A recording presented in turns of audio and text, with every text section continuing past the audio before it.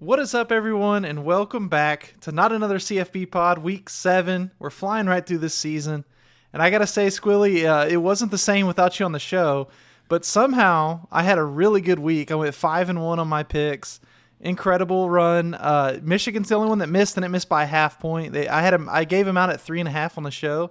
I actually got it on my account at 3, but I like to give out the numbers as they are when we record this. And at the time, it was 3.5. They won by a field goal. It could have went a different way, and we would end up 6-0. But 5-1, I'll take that all day, man. How are you doing? I'm doing great. Well, I mean, it seems like I got to take more weeks off, I guess, to give you a nice little boost. But listen, I have too much fun when we get on here and record, so I got to keep jumping back on, even though I've been fighting through the weeks. Last week, I actually did okay. I ended up going, I believe, 4-2. In my essentially the picks I would have passed along, which we don't need to rehash here, would have been fine. I cut those out once I was like, man, nobody's going to see these. But it's tough when no one sees them and you have a positive week. So, yeah. But we're keeping fighting through. I'm loving week 7. This season is starting to kind of take shape, but at the same time is still very up in the air, especially in the Big Ten and the SEC. Yeah, I'm very intrigued to see how that Big Ten East division goes down in these next 5 weeks or so. We're definitely at that transition point of the season where, right now maybe it's Iowa. We think Iowa's going to win the Big Ten, but all of a sudden here comes so-and-so and lands a big upset. This is that time of the year, which is super exciting because these games come out of nowhere. And I mean, this is what makes it fun. I mean, we've had such a chaotic season already.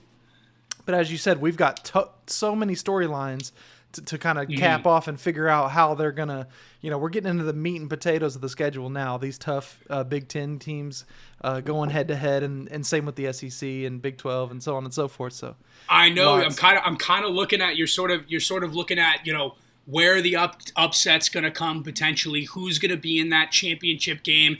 Now we're in playoff season, top 4 season, who are going to be the people who come in. And I will say, just a quick take before we get into it, I think everyone in the Big Ten East should be very concerned about playing Ohio State. Yes. I think they should be very concerned. And that includes Iowa, who has the easiest schedule in the Big Ten West, running into them in the championship game. Yeah. That's a take I have right now that I feel could come because Penn State and Michigan, they tend to kind of bite the bit, shit the bed against that Ohio State team. Yeah, Ohio State just so much talent, and like you said, that they're really catching hot at the right time. They're just blowing everybody out of the water right now. It's definitely a massive threat, and I'm sure those teams know that, but they're coming in hot, and it's time to pay attention to the Buckeyes. Exactly. Well, talking about the Buckeyes, talking about these teams that always make the playoff, I'm actually fading one of those teams this week. I've got Syracuse plus 14 at home Friday night against Clemson. I've just been on this train on these low totals. This is a low over-under total. I'm getting 2 touchdowns with the home team at night on a Friday. You know that stadium's going to be rocking. Those Syracuse fans, I really underestimated them earlier this year with my Liberty pick. That's the only cover that Liberty hasn't covered so far this year, but that goes without saying. Syracuse, some people disrespect the Dome. It's a weird place to play. Now, this is Clemson coming off a bye week, so do they get this offense figured out? My thing is, I don't think so, because their problems are mostly with that offensive line. You can't just say, hey, block better, hey, get these guys out of the way, stop letting them get to the quarterback. It just doesn't really work that way. So I'm liking the Syracuse Orange here at home. Friday night, the kids hopefully haven't gone home or whatever. They're still in the dorms, and they just fill that dome up and get it rocking. So I like it plus 14. Yeah, no, I was right with you there. I try to stay away from the Friday night games because it seems like there's a lot of hype going on, especially when it's a big team that's coming in. But I like the 14 points. I didn't even notice that the total was low. I should have looked at the total being low because that makes sense. I mean, going into Syracuse is not easy, especially if the kids are there in the Carrier Dome. It's a very jarring environment for football teams, and you're exactly right. You don't fix an offensive line's issues in one bye week. You don't do it. It just doesn't happen. So I'm right with you there. For my first pick, I think I'll jump on the same sort of idea. Low total, big spread for the underdog. Army at Wisconsin, Army plus 14. What has Wisconsin showed us to be a double-digit favorite, even at home this year. They have shown nothing whatsoever to be a significant double-digit favorite, especially when the total is low. I can see Army, as we've seen with them every single year, coming into what is colloquially known as a better opponent's building and either keeping it close or winning outright. I don't want to take the outright win. I think that, could be a treacherous slope, but plus 14 against this Wisconsin team that has had more struggle scoring than any Wisconsin team I've seen in the past 5 years, which is saying something because Wisconsin teams have trouble scoring all the time. I absolutely love Army here, plus 14. I think they're a great team, obviously, under coach. The troops. They've done well by us most of the year. Besides, we won't talk about it. But I'm with them at the plus 14. I think it's a great number, and I think it's a great play with the low total. I like that, Squilly. When you sent that in the DMs, I had to look that up. I didn't realize that they were a full 2-touchdown underdog against Wisconsin, and I think you're right. They haven't shown us anything. Not only that, but Army's a good team that can move the football. I could see this game, Squilly, going like Army just having the ball the entire game because Wisconsin really hasn't been able to run the ball. Army's going to play them tough. You know that. I like this pick as well. I may have to tell you on that one. There we go. Perfect. Going into my next one, this is a team that I should have been kind of tailing all along because it's a team that I've really believed in since the beginning. This is the Baylor Bears. They're taking on the BYU Cougars at home. Baylor minus 6.5 is where I saw this line last. Try to get this thing under a touchdown. But I love Baylor. They've got this offense figured out. Jordan Bohannon's his name. If you watch this game, you'll remember him. He can really play. This offensive coordinator, they've gotten this thing rolling the last couple weeks. They beat West Virginia 45-20 at Waco. That's where this one's being played as well. We still don't know how healthy the quarterback is for BYU. He played last week, but really wasn't. He was still good, but he just wasn't great. They got beat at home by Boise State, who has kind of been a shaky team this year. So I like Baylor at home. They got the big dogs. They've got a great coach in Aranda. They know how to coach defense. They're going to throw something out there that BYU hasn't seen this year, and I think it's really going to cause problems. Baylor by under a touchdown. Like it all day. As long as you can get under that key 7 number, go Bears. Yeah, I'm hilariously so first off, the Iowa State game that Baylor played 2 weeks ago, where it was a slugfest. Those teams were throwing not like a rock fight where it's defensive stop after defensive stop. It was big score after big drive, big score, and Baylor came out on top of that one. I love this Baylor team, and I've loved them since the beginning of the season without knowing much about them. They're one of the few teams who I took the season team total over wins prop for, and I think if they win this week, that it hits and it goes over. So I may have to tell you right there, especially if I can jump under that number. I love the Baylor Bears this season, and Waco gets jumping, and especially Aranda is a phenomenal coach. He has this team playing in a different stratosphere since they went and played Georgia in, was it the Sugar Bowl a few years back? I think that's right. Mm-hmm. Yeah, it was the Sugar Bowl and the Cotton Bowl. But, that team had a lot of offensive talent. This team just all around seems like it's got fighters. And I like the Baylor Bears here. I think that's a great call. I'm with you there, especially if BYU's having trouble in the QB spot and can't bring it through for the game this Saturday. For me, moving on to my next pick, I think you're going to like this one. You may not like it, but I think especially after the reports that came out today, you're going to enjoy it. It's the Oklahoma TCU over 65. Yeah. Oklahoma's at home. Some of the student reporters ended up seeing Caleb Williams taking 15 of the reps versus Rattler to 7 with the first team. I love this Oklahoma team with Caleb Williams under center. Yep. It is a complete the dynamic that they've added by putting him under center and putting him in the shotgun and being able to have that running quarterback aspect with the playmakers they have on the outside and with how well their defense has been playing is just going to. I feel like it's going to completely change the way this team has approached offense. Obviously, we've seen TCU. They can score points. So I think this 65 number is a really good number for both these teams to sort of come in that I see the offense of Oklahoma having a fire lit underneath them now with Caleb Williams, now with a guy who first off, brought them to the shootout and took it so Rattler, we can talk about him later on, but I love Caleb Williams in this spot. I like this number, 65. I think TCU can put some points on the board, maybe put up 20 plus, and I think that'll do the trick of the 65. I like it a lot. I love Oklahoma. My Oklahoma futures for national title are looking much, much more positive now that Caleb Williams came in and did what he did against Texas last week. Yeah, I don't hate that at all, man. Caleb Williams, like you said, is really he not only juiced up that offense when he came in, and like you said, he can use his legs, so it just opens up a whole nother dimension of that offense that they didn't have under Rattler. But also the defense in that second half played a little bit better. That's why when I was looking at this, Squilly, I did take OU against the spread, but that was more of a homer pick than anything, and that was before they announced Caleb Williams, which at the time, which they haven't announced it, but it's kind of everybody's pretty confident that that's who it's going to be, and that's who it should be. But I looked at this over team total for OU, 39. I could see them hitting 40 themselves pretty easy. And like you said, you don't need a ton of help if they get that many points from TCU. And Max Duggan, he loves to score the ball. So I'm sure they'll have some trick plays up their sleeve and score some points. So I like this over a lot. Either it's going to be an extremely painful over loss or a really nice hit. Yeah, that's just the way they go. Exactly. So I was talking team total, so I'm going to give you a team total right here. I like the Pitt Panthers. Team total over 31.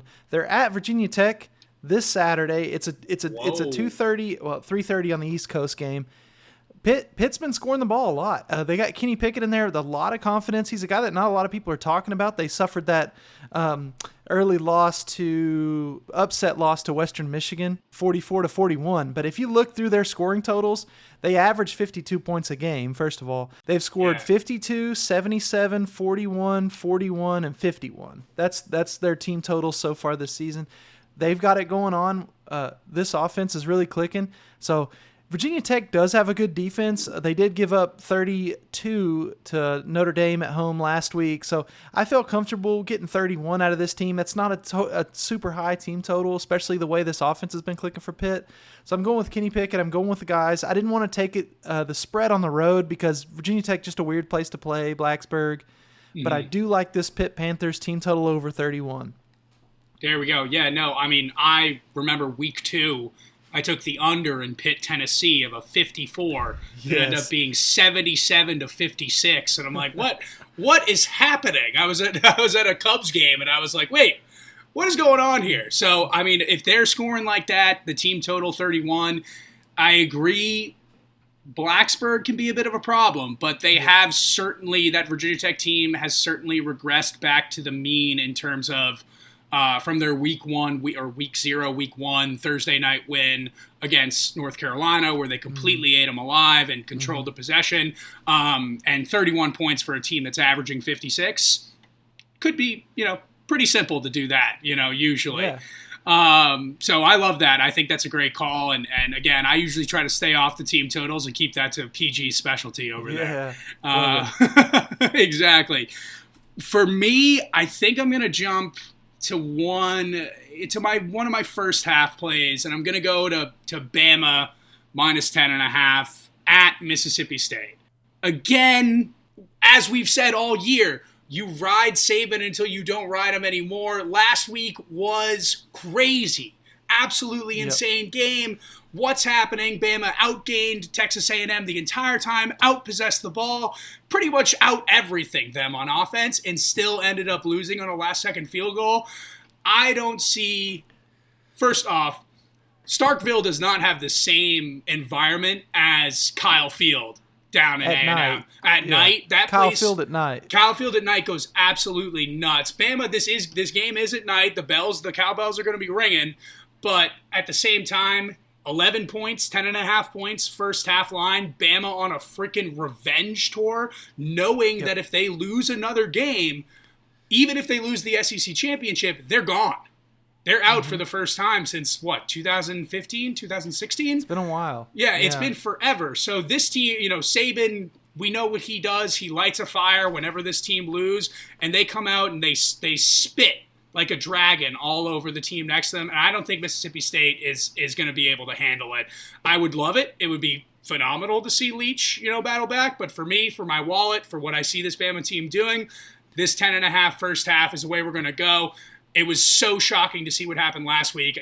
I just feel like you got to keep taking Bama in these first half spots here. I would be shocked to not see them take this. This is a really good buy low spot on Bama. Like you said, big time revenge game. Saban in these spots loves to just destroy whoever he's playing. I don't see that being a problem. And if I were going to take it, Squilly, I think you're right. That first half, a little more juicy. They're going to come out hot. They've been getting cussed every day at practice. And I think, believe it or not, this being a night game in Starkville maybe gives Bama a little juice too. It's a hostile environment. Let's see if we can shut these guys up. Let's see if we can silence those cowbells right off the bat. So I like that. I like that take. Yeah, I like that. So my next one, I'm going to be giving up a ton of points here, Squilly, but I did that last week and it worked out okay. Liberty Flames at UL Monroe. UL Monroe is a horrible football team. Liberty is just smashing everybody. They're, like I said, they're 5-1 against the spread. The only one they didn't get was that night game in Syracuse. It's a weird place to play, but Malik Willis has this team really, really going right now. Their run game's dominant, but their defense isn't getting talked about enough. I think they hold ULM to maybe they're going to be single digits, I would think. So we don't even need that much of an offensive explosion to hit this number.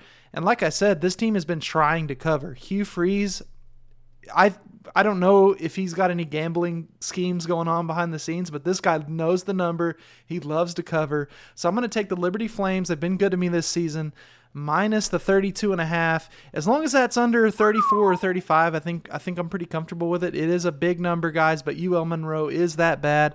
In fact, last week Georgia Southern beat them 55-21, and Georgia State, Georgia State, and I think Georgia State has 2 wins this year, so that's one of them. So give me the Liberty Flames. Let's go. I mean, listen, it's the Malik Willis QB1 tour, especially as we've seen what's happened to Howell and what's happened to Rattler.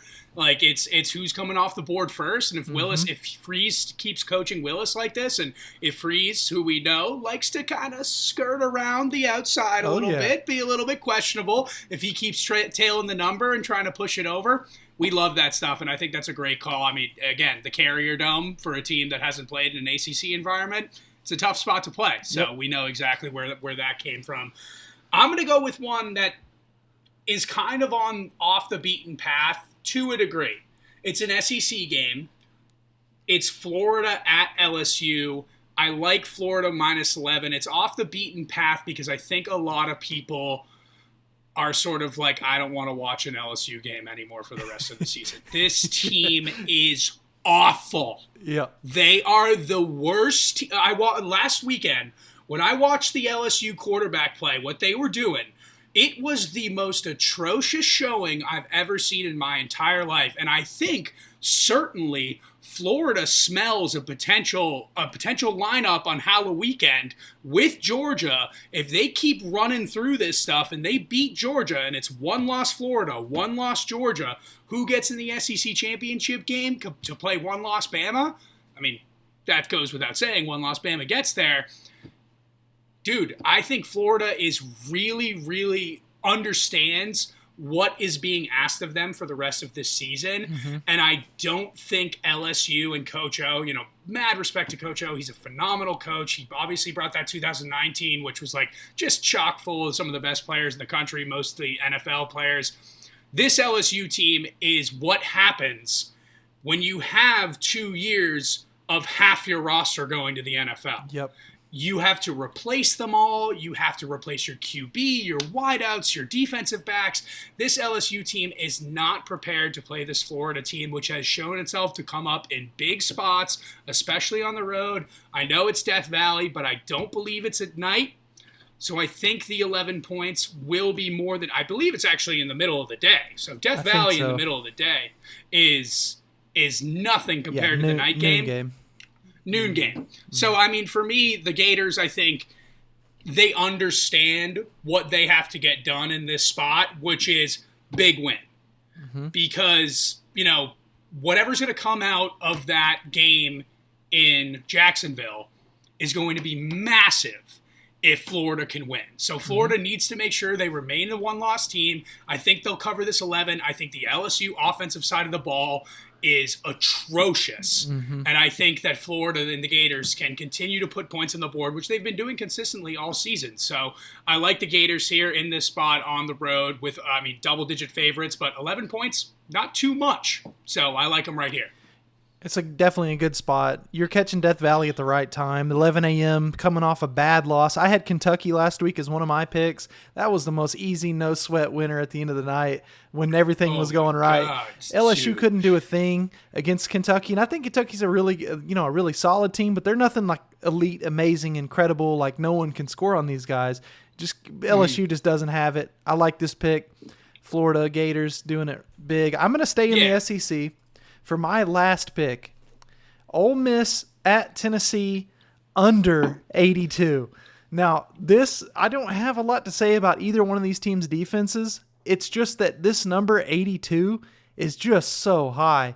And these are two offenses that have shown a lot. Ever since Hendon Hooker subbed in Tennessee as the starting quarterback, their offense has not looked back. That was one of the picks we had last week as well. They smashed for us against the spread. These offenses can score, but with a number as high as 82, you have to be not only near perfect in the red zone, but you also have to score on big explosive plays. You can have no field goals to hit this number. You need everything to be a touchdown. You need you don't need long drives. You need quick touchdown plays. I think one of Tennessee or Ole Miss is going to try to slow it down a little bit, maybe try to keep their team on the field a little longer than the other offense. The tempo is not going to be there, I think, for this over. Now, the offenses are good, like I just pointed out, are good enough to hit this number. I just think these coaches are smart enough. They know these over-unders are a ridiculous number, but they don't care about hitting that. They just care about beating the other team. I think Tennessee and Ole Miss are going to have a little more of a slugfest than it looks on paper, so I'm going under 82. If anything else, it's a principal bet. That's just such a high number that you almost just have to. It's begging you to take the under, so we're going under. Yeah, 100%. I mean, weren't the last two games Ole Miss, Alabama, and then Alabama A&M both 79.5, which were record-breaking totals for the SEC? Now they've got Tennessee, Ole Miss putting up 82.5. There's no way that it's a principal bet. You're exactly right. It's 100% a principal bet. 82.5 is an obscene number for SEC football, where what matters most is not points but wins. This isn't the Big 12.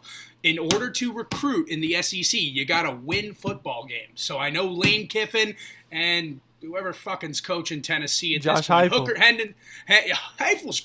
Hendon Hooker's been great, but Kiffin will know, hey, we don't need to pump. We don't need to get the popcorn ready for Tennessee. Right. We just need to end up winning the football game. Right. So, I mean, I think I like that a lot. 82.5 points is far, far too many points for an SEC football game. If there's any turnovers, if it's a turnover that doesn't go for a score, this under looks awesome. If they get down to the red zone and turn the ball over, it's a wrap. Yep. If there's a 4th and goal play, the under is locked and the over is dead. Mm-hmm. So I'm with you right there. I think that's a great under call, and I'm absolutely going to tail that. Okay, so I'm gonna jump on my first one. This one's a little more of a homer pick. I'm gonna be in Sanford Stadium this weekend. I'm going to be rooting for my Bulldogs. I'm going to take Georgia minus 13 first half versus Kentucky. As we said, Kentucky, they're a solid team. They're very well coached, but they're a bunch of 4-star and 3-star athletes, maybe a couple 5-stars on the roster. They are not going to have the juice to cover, first off, 13 points in the first half with the Dogs, let alone 22.5 in the full game. And again, this is mostly me sort of being like riding with the Bulldogs, who have been them and Michigan are both undefeated on their first half bets this year. Knocking on wood over here, if you can hear that, as we continue. So I love UGA here, especially under 2 scores. I'm going to be in the stadium. It's going to be a beautiful day, 75 degrees, maybe a slight chance of shower. Slight chance of shower helps us out on the defensive side of the ball, making it slippery for Kentucky. And it's going to be an absolute thrill to be there. My first game since I was 7 years old when I went to an Arkansas Razorbacks Auburn game down in Fayetteville. So I'm thrilled to get back to the SEC and get back with the family. You got to keep riding with the Bulldogs, and their first half bets have been hitting at a clip that's unprecedented. So got to keep rolling. Yeah, and this is a great matchup for you too. Georgia, it's an NFL defensive line. It just really is. It's really an NFL defense altogether. I think probably 8 or 9 or 10 of these guys are going to be in the NFL, but especially all those guys on the D-line. And what does Kentucky try to do on offense? They just want to run you over. They just want to run the ball, control the clock. That's not going to work against this defensive line. This front seven, not going to work. Love the first half play, man, and I hope you guys have a blast at the game. That's going to be pretty cool. Oh, well, I mean, if you're hearing, if I'm going to ask PG to clip this one, if you're hearing this on the timeline, I'm definitely hammered. Let's go. So that's it. And then my last one, how could you not? BC underdogs at home, +3. Potentially a sprinkle on the money line. Jeff Hafley has this team playing like I've never seen them before. Mm-hmm. And not only does he have the team playing like this, he's somehow lit a fire under a fan base that is perennially nonchalant, apathetic. They normally don't like this BC team. They like to go to the games. They show up late. They leave early. They do it for the drinking. This year, I've never seen more attention from people I knew growing up, people who I know went to BC, who were like, I'd live and die with this team. I'm going to be there. I'm going to watch the game. I'm going to fight for it. That Missouri game 2 weeks ago was obviously, huge for us, but exceptional for this team as how they're growing and trying to become a perennial ACC contender. And especially, I mean, if that game against Clemson 2 weeks ago was in frickin' Chestnut Hill, that's a win for BC by at least 14 points, 2 scores. So I love BC here, +3. I'm not trying to underestimate NC State at all. I think this NC State team is a very good team. I think it's one of the probably the best team that BC has had come play at home this year. But there's something about this BC team. I think BC +3 is a great call, especially at home. I love this. I love this pick, and go Eagles. Yeah, that's right. Go Eagles, man. It's a big spot. They're at home at night. The crowd's definitely going to be going. So I'm excited about this Saturday, man. Excited to see OU come out. That's my squad, obviously. And having Caleb Williams, a new quarterback at the helm, I'm going to call it now. It's not official, but that's what 99.9% of people expect to happen.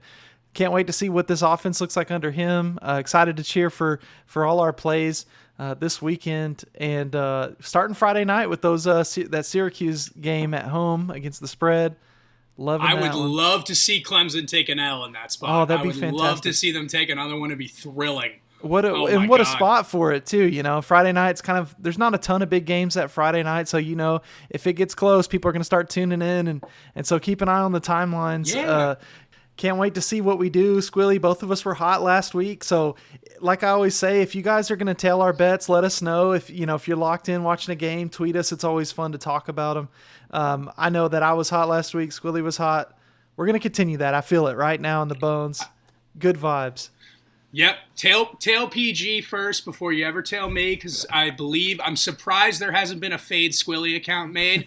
And I also will probably not be answering any messages on Saturday morning. It'll be mostly scheduled tweets, because I'm going to be in the midst of a bunch of 21-year-old kids, and that's going to be weird. So we're going to have a great time. Well, that's awesome.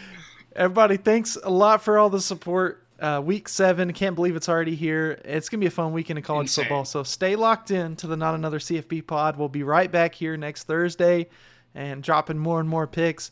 We're getting hot, so we're trying to stay hot.